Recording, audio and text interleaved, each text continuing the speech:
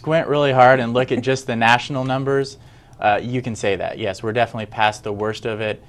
We're down from the peak of this foreclosure crisis in 2010, come down now for 2 straight years. But if you pay attention to some of the details and look at the state level data, it's evident that not all markets are out of the woods yet.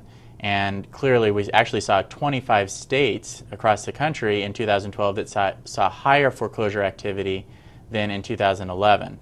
And so those states are continuing to struggle. So what were some of the areas that were the exception to the rule, where things are not so good still?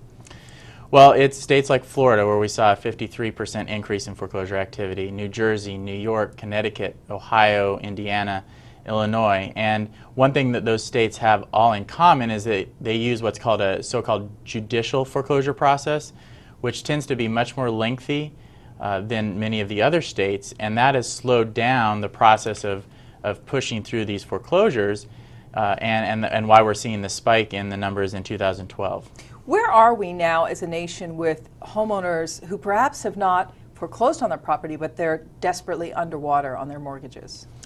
Yeah, we're seeing improvement in that as well, although it's still a very big number. We're showing 10.9 million homeowners across the country are underwater on their mortgages, owing at least 25% more than what their homes are worth.